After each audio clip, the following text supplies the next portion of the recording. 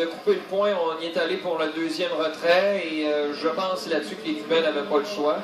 La balle était plus près du premier but, c'était un retrait sûr, donc on n'a pas pris de chance au lieu d'envoyer la balle vers le marbre pour essayer de toucher Ehrlich. Et c'est Jonathan Marleau maintenant qui se met dans ton bâton et qui reçoit un accueil très chaleureux évidemment des partisans ici, qui ont vu année après année les excellents jeux en défensive de Jonathan Marleau. Le lancer de Sanchez à Marleau, une première prise. J'ai dit Ehrlich sur la dernière séquence, mais c'était Canek là, qui était au troisième but, évidemment. T'es tout pardonné, mon ami. Oui. Le deuxième lancé, Jonathan regarde passer la balle. Je sais qu'il y a des partisans qui marquent avec nous les matchs, alors alors je ne veux pas les induire en erreur non plus. Là.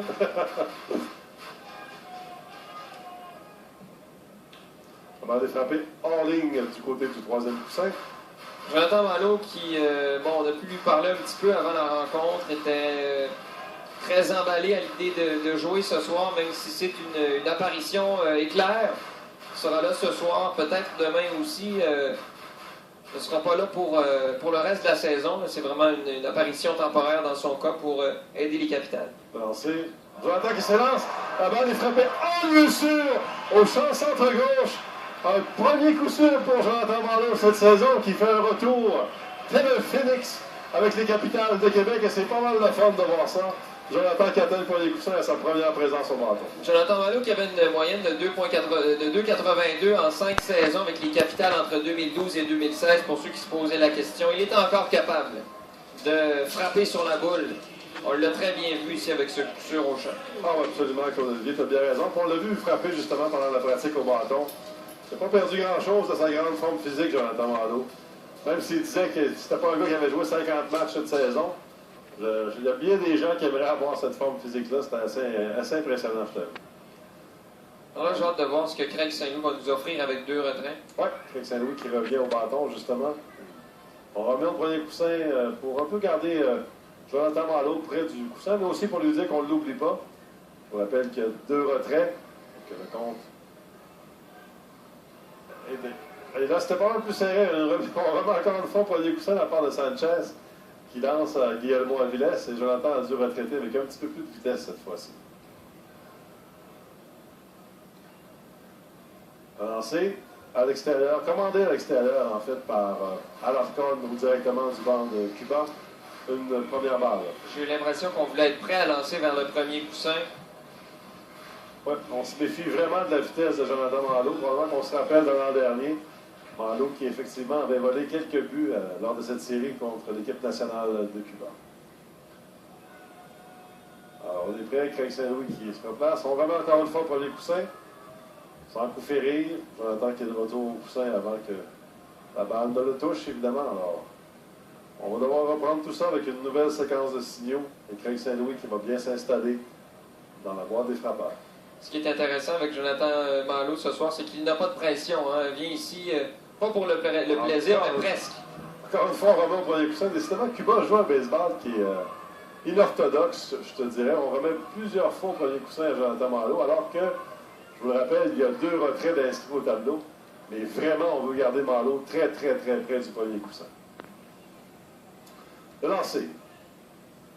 C'est bon pour une prise, selon McCaffrey. Alors, une balle, une prise. Ça, on l'a vu à plusieurs reprises depuis le début de la série, de lancer de nombreuses fois vers le premier coussin, alors qu'il n'y a pas nécessairement de menace. Dans ce cas-ci, peut-être un peu plus. Mais on l'a vu aussi à des moments où les coureurs ne prenaient presque pas d'avance. Absolument. Le lancer, commandé à l'extérieur, encore une fois. Une deuxième balle, 2 balles de prise au frappeur Philippe Craig Saint-Louis. Et Marleau qui ne s'envolait pas vers le deuxième coussin, il restait bien sagement tout près du premier coussin. Et le receveur prend vraiment cette décision-là pour être prêt à lancer vers le deuxième but, croyant que Marleau va s'avancer. On remet encore une fois au premier coussin. Jonathan le retour.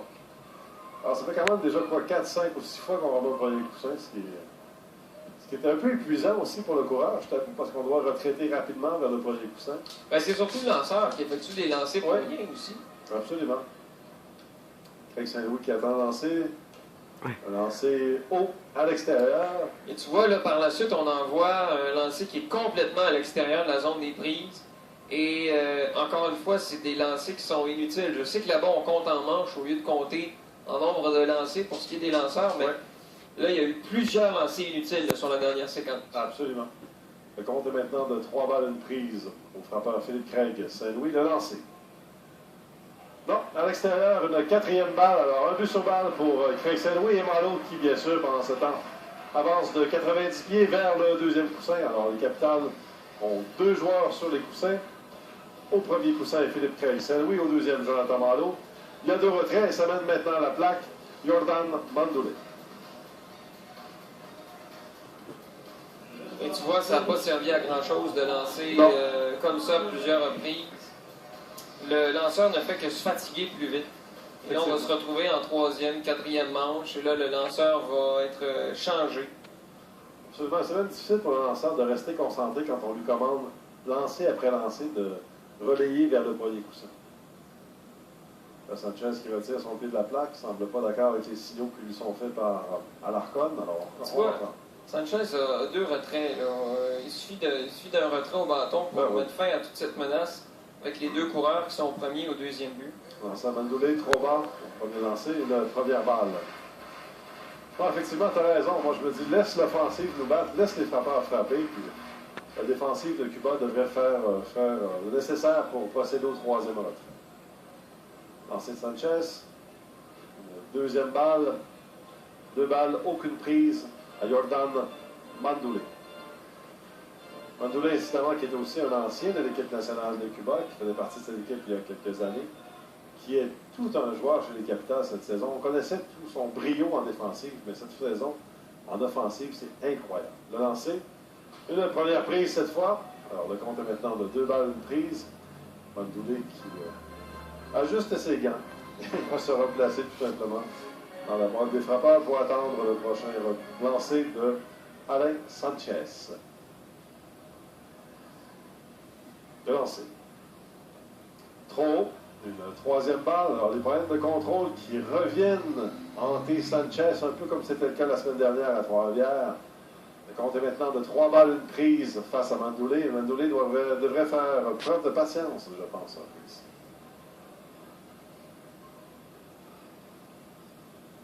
Lancé de Sanchez. Mandoulet s'élance. Fausse balle à la plaque. Le compte est maintenant complet.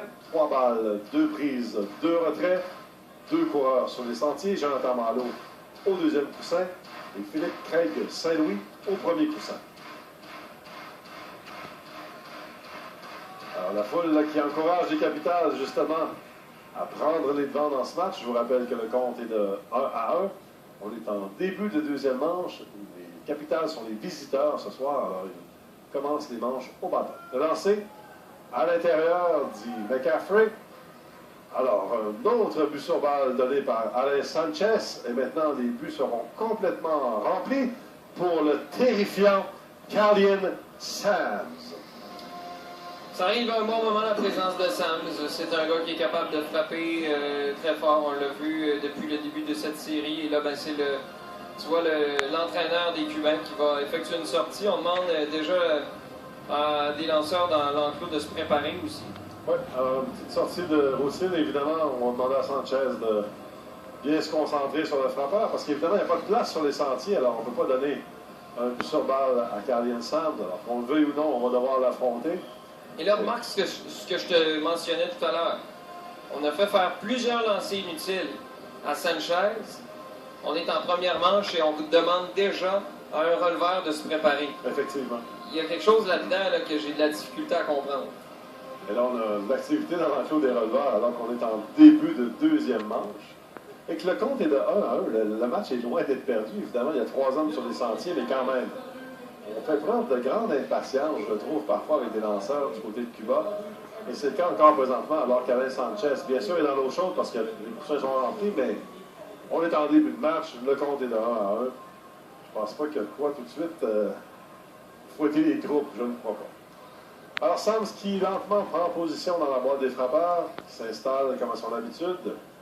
Et il est très confortable dans cette boîte des frappeurs parce qu'il a une moyenne offensive incroyable à 383. De lancer. Fausse balle du côté du premier but, une première prise. une prise, c'est-à-dire aucune balle. Oui, Sam, je vous le mentionnais, qui a 12 coups de circuit, 30 points produits et qui a déjà 36 coups sûrs, ce qui est incroyable, en 94 présences au bâton. Et c'est un gars qui est efficace partout pour avoir également 4 buts volés. Ah oui. Même si c'est un gros bonhomme. Il a lancé une balle cette fois-ci, le compte est égal à une balle de prise. Même si c'est un gros bonhomme, c'est quelqu'un qui est capable de se déplacer rapidement. Ah oui, absolument. Ça, c'est tout à son honneur. C'est un seul point négatif avec Sam, c'est qu'il est fragile. Il arrive souvent année après année qu'il subisse des blessures, parfois superficielles, parfois plus sérieuses. Alors, souhaitons-lui de rester en santé toute la saison. De lancer à l'intérieur une deuxième balle, 2 balles une prise à Carly Sams. Et les Capitals qui menacent là, avec 3 coureurs sur les sentiers, 2 retraits. On est en début de deuxième manche et le compte est de 1-1. Alors, Sanchez qui s'installe pendant que l'activité continue dans la tour des releveurs. De lancer, la balle est frappée le long du 3e but, bien récupéré par Jefferson Delgado qui va lui-même toucher au coussin pour retirer le coureur Saint-Louis. Alors finalement, Cuba qui s'en tire pas si mal. Il y a eu un seul point inscrit au tableau par les Capitals.